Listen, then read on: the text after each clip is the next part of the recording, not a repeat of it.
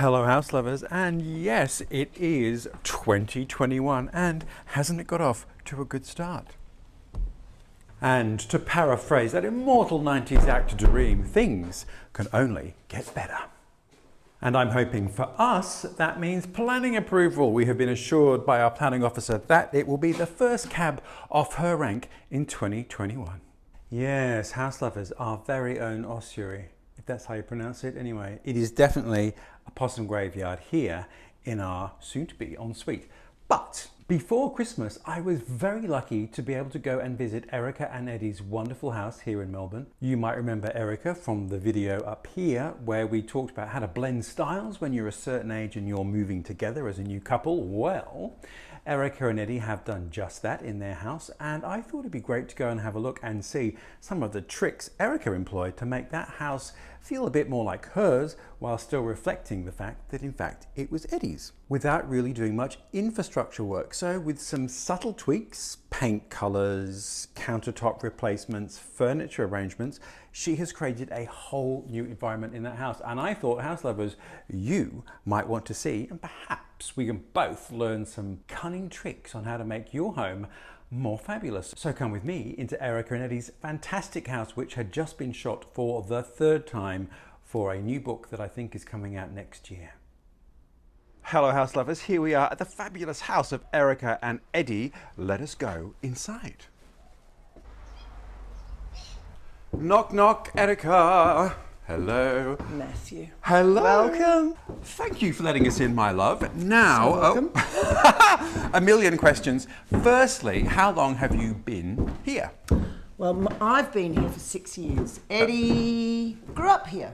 Ah, so it's his family house. Shall we sit his down? Family house. Thank you. Thank you.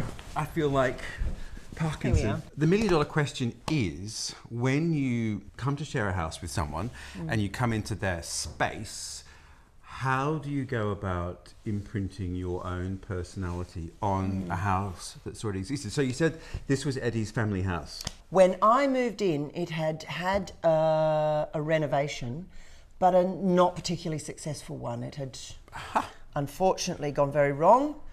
Be wary, people, it can go very wrong. And the builder involved actually left the country. That's how wrong.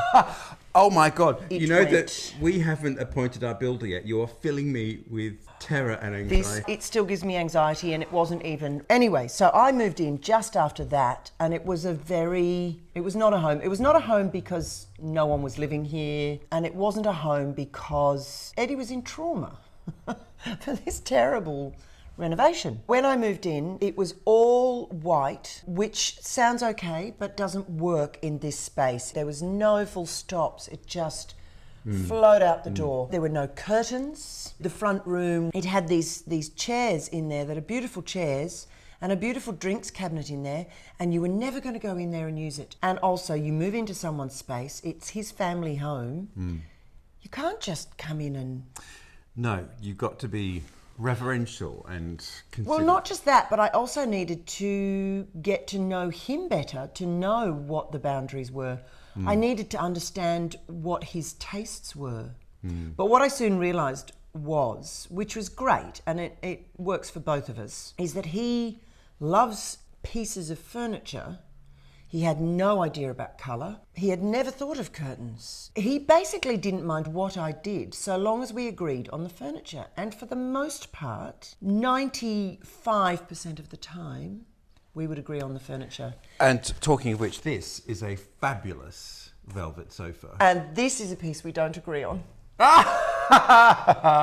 This has been contentious. Who disagrees and who agrees? I love it. I love it. It's comfortable. The colour is beautiful. I love it. Eddy couldn't care less. There's another sofa in the garage waiting to take its place. There's always someone younger and hungrier that's waiting to push you down the stairs. Okay, so you move in, you take a bit of time. So what are the first things that you did to start to adapt the house? Because the thing about this is that you haven't done a major rebuild. What you've done is cosmetic changes, which are relatively inexpensive but have a massive impact. So the beauty of this house, because something has to happen, it has to be redone. It either needs to be completely redone or it needs to be knocked down, which gives me carte blanche, really, to do anything. And that was how I approached it with Eddie. Don't be afraid of me painting a pink ceiling, because it's not set in concrete. So a lot of it was furniture arrangement. So this became much more of a sitting room, like we're doing. It's a sitting, talking room. There's no television to distract. No. The television went into the front room where there was this funny little awkward, the good chairs setup. So a lot of that then is about using the space, so deciding, well, instead of having a dead room that's just sort of a set piece wig, I'm going to find a way to inhabit it, and you put the TV in there, we'll go and have a look, and this space, so actually filling it with function, I suppose, with a use, and making it useful. Yes. Okay, well, let's go and have a look at some of the spaces you've created using colour. Let's talk countertops. So this countertop, as you can see, House Lovers, is a beautiful square of marble. What was it when you first came in? It was stainless steel. Ooh. And I hated it. This was the first major change that we made. Yeah. And I think one of the best. The difference this made is huge. Yeah. And so again, that's a very simple cosmetic change. It was, and it wasn't wildly expensive. This was this size. We were just lucky enough. Ah, right. So the guys came and they just literally lifted the stainless steel top off and put this one on, and instantly, I really didn't like the stainless steel. It had no warmth. Yeah. It's always messy and dirty and horrible. Yeah. You can't keep it clean. And marble is, I mean, it's so, warm's the wrong word because it's cold. It but is cold, it but has a warmth and a texture and a naturalness. It brought texture. That's what Yeah. it did. It brought texture. It broke up the space. And then I worked outward from there. Aha. So this was the very first step. This was the first. This There was the you very go. first change I made. Fabulous. What a great and simple solution. Yeah, it was perfect. Perfect. Now, Eryca, I'm seeing a yellow wall and a grey bulkhead. Yes. Did you have any input in that? 100% did. And Yes. that was also a game changer. Very strange. Yeah. The bulkhead had been white. Yes, as we can see, it is now... Yeah. It's Grey. grey, the same as the kitchen. Yeah.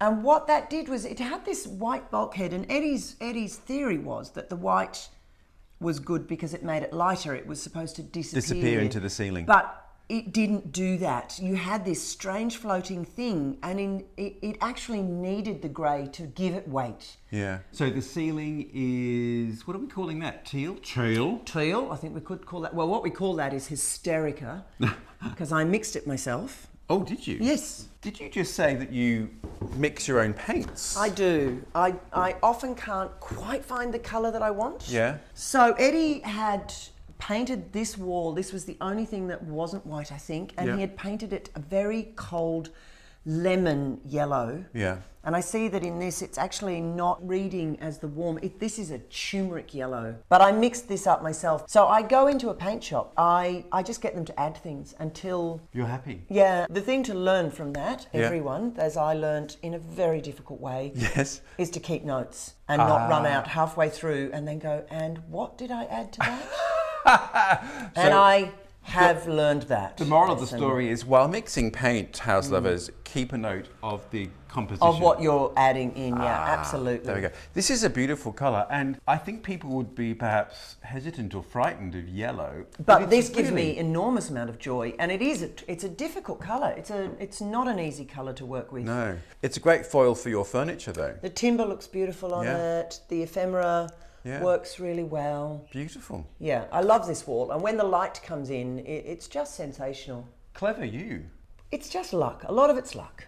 There we are, House Lovers. Thank you, Eryca, for your time, and thank you, Eddie, for opening your house to us. So many fabulous hints, and I think Eryca's knack with colour is amazing, and the fact that she mixes them herself is amazing. I'm not sure if I'd be brave enough. I think I'm going to be a colour chart kind of guy and point at that one.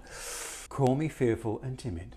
Do stay tuned, because there will be a second part to that, because of course there was so much to talk about. I always feel it's kind of like therapy visiting Eryca, so I'll take my time in sharing that with you. But in the meantime, House Lovers, I hope the new year has got off to a good start.